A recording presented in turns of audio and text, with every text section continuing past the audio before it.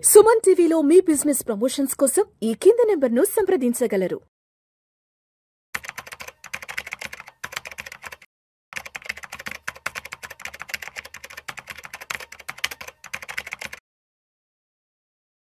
నమస్తే, నేను జీవి Satyanarayana.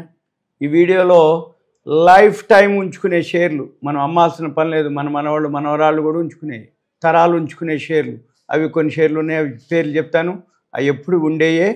Number 1 BSE.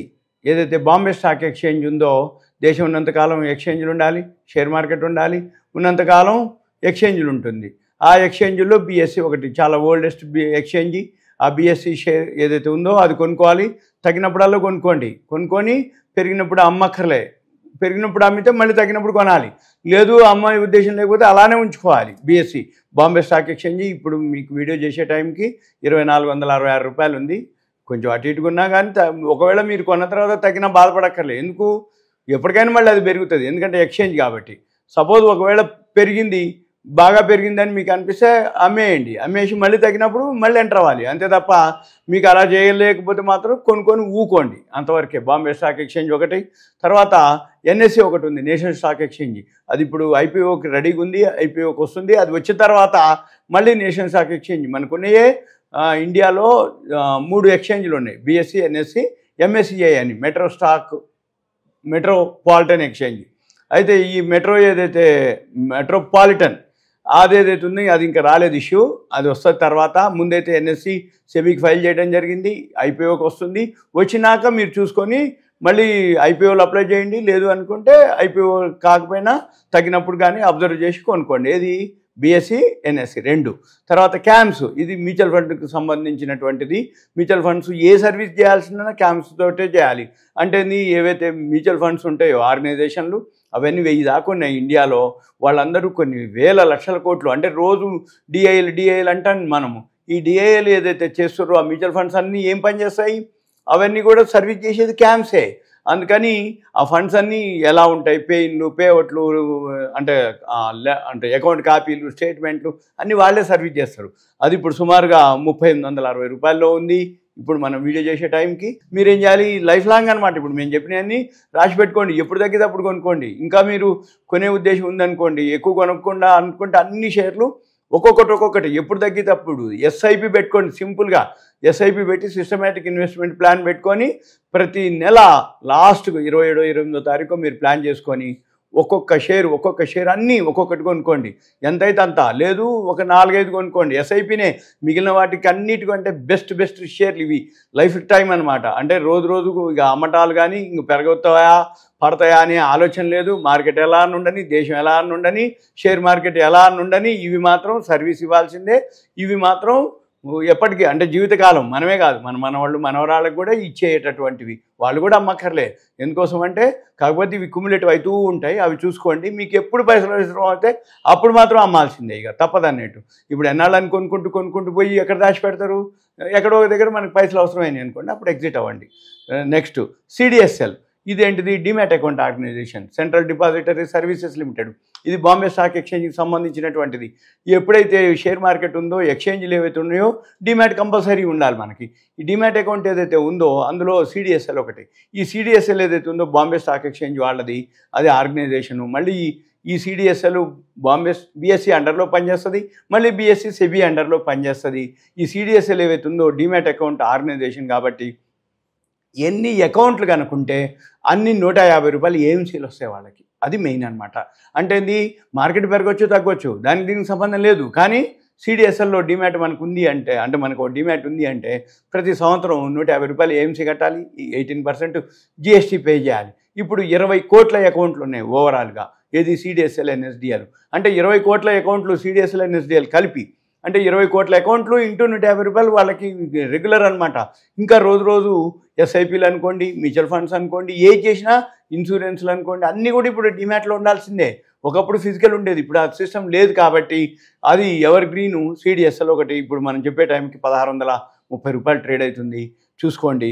తర్వాత NSDL ఉంది, మొన్ననే ఈ మధ్య లేటెస్ట్గా ఐపీఓకి రావడం జరిగింది. ఇప్పుడు మనం చేసే టైంకి 1157 రూపాయలు ట్రేడ్ అవుతుంది. అది ఐపీఓకి దగ్గరలోనే ఉంది. అది కూడా బెస్ట్, మీరు కొనుక్కోవచ్చు. ఎన్ఎస్డిఎల్ ఒకటి, సిడిఎస్ఎల్ ఒకటి. అది తర్వాత క్రిసిల్, ఇవి రేటింగ్ ఇచ్చేటటువంటి ఆర్గనైజేషన్. ఇది మల్టీనేషనల్ కంపెనీ. ఈ మల్టీనేషనల్ కంపెనీ ఏదైతే ఉందో, మ్యూచువల్ ఫండ్స్ అనుకోండి, డిబెంచర్లు అనుకోండి, ఐపీఓలు అనుకోండి, దేనికైనా రేటింగ్ ఇస్తారు. ఈ రేటింగ్లో మళ్ళీ 5 ఉంటుంది, 5 స్టార్, 4 స్టార్, 3 స్టార్ ఉంటుంది. ఆ రేటింగ్ని బట్టి ఇవి ఇస్తాయి అనమాట. అందుకని వీళ్ళకి ఎప్పుడు వర్క్ ఉంటుంది. ఎందుకోసం, ఒక ప్రాజెక్ట్ రిపోర్ట్ తయారు చేసిర్రు, ఒక ఐపీఓకి ఏదైనా వస్తుంది, డిబెంచర్ ఇష్యూ చేస్తారు, ఏదైనా ఒక మ్యూచువల్ ఫండ్ వస్తుందంటే వీళ్ళు రేటింగ్ ఇవ్వాలి. వాళ్ళు 5 4 ఏదైనా ఇవ్వచ్చు, కానీ వీళ్ళకి వర్క్ ఉంటుంది. వీళ్ళు సర్వీస్ చేయాలి, సర్వీస్ ఛార్జెస్ కలెక్ట్ చేస్తారు. అందుకని క్రిసిల్, CRISIL క్రిసిల్, అది 4700 రూపాయలు ఉంది ఇప్పుడు షేరు. తర్వాత గోల్డ్ ఈటీఎఫ్ ఉంటుంది. Gold ETF, silver ETF. ఈ గోల్డ్ ఈటీఎఫ్ ఎవర్ గ్రీన్ అనమాట. ఈ గోల్డ్ ఈటీఎఫ్, సిల్వర్ ఈటీఎఫ్ రెండు కొనుక్కోవచ్చు, ఎప్పుడైనా కొనుక్కోవచ్చు. నామినల్ అమౌంట్ తోటే. మొన్నటిదాకైతే 40-50 రూపాయలు ఉన్నటువంటివి ఇప్పుడు అన్ని 2 times 3 times అయింది. దీన్ని అబ్జర్వ్ చేసి ఇవన్నీ ఎస్ఐపికి పెట్టుకోండి.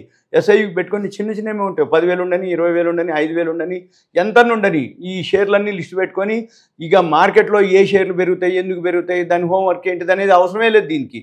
ఇవన్నీ లైఫ్ టైం అనమాట. కొనుక్కోవటం అంటే ఎస్ఐపిలో కొనటం వల్ల ఏమైందంటే, ఒకవేళ మీరు కొనే టైంకి ధర పెరిగింది అనుకోండి, మన దగ్గర ఉన్నవి పెరిగినట్టే కదా. కొనుక్కునే తక్కువ, ఎక్కువలో కొనుక్కున్నా మన దగ్గర ఉన్నవి పెరుగుతాయి.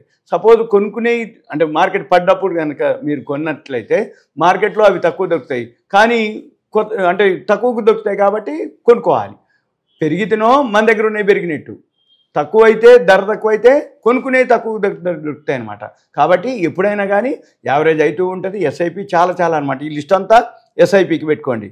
Gold ETF, silver ETF. తర్వాత ఇక్రా, ICRA. ఈ ఇక్రా ఇప్పుడు గోల్డ్ ఈటీఎఫ్ వచ్చి 124 రూపాయలు ఉంది. అయితే 2 రోజుల నుంచి యాప్లు బంద్ ఉన్నాయి, మళ్ళీ స్టార్ట్ అవుతాయి. మీకేమీ అట్లేం లేదు. 1 yearలోనే మీకు మంచి రిటర్న్స్ ఇచ్చినాయి. 40-50 రూపాయల నుంచి 123 రూపాయల దాకా వచ్చింది గోల్డ్ ఈటీఎఫ్. తర్వాత ఇక్రా, ICRA అంటాం. ఈ ఇక్రా వచ్చి కూడా rating agency. CRISIL, ICRA, CARE, Fitch, Brickwork అని ఒక 5 ఆర్గనైజేషన్లు ఉంటాయి. ఈ 5 ఆర్గనైజేషన్లు ఇక్రా ఒకటి ఆర్గనైజేషన్. తర్వాత IEX అని ఒకటి ఉంటుంది. IEX ఏంటంటే ఎనర్జీ ఎక్స్చేంజ్. మనకి BSE NSE ఎట్లానో IEX ఎనర్జీ ఎక్స్చేంజ్, అది వచ్చి 135 రూపాయలే ఉంది. ఇక్కడ రేట్ వచ్చి 6,265 ఉంది. తర్వాత వీటి తర్వాత కేఫిన్టెక్ అని ఒకటి ఉంటుంది. అది రిజిస్ట్రార్ అనమాట. ఏ ఇష్యూలు వచ్చినా, ఏ IPOలు వచ్చినా అంటే మ్యాక్సిమం వీళ్ళ దగ్గరే ఉంటుంది. ఇప్పుడు రిలయన్స్ లాంటి ఇష్యూ కూడా వీళ్ళే సర్వీస్ చేయాలి. ఎవరు? కేఫిన్టెక్ వాళ్ళు. అంటే ఏంటిది, వీళ్ళు గిన్నీస్ బుక్లోకి ఎక్కారు ఒకప్పుడు, ఇప్పుడు కూడా ఉంటాయి. గిన్నీస్ బుక్లోకి ఒకసారి ఎక్కిన తర్వాత మాటికి ఎక్కర్లే. అంటే అంత క్లయింట్ నెట్వర్క్ ఉంది, అంటే అంత వర్క్ చేస్తారు అనమాట. అంటే ఏవైతే కంపెనీలకు ఉన్నాయో రిజిస్ట్రారు ట్రాన్స్ఫర్ వర్క్ చేయాలి.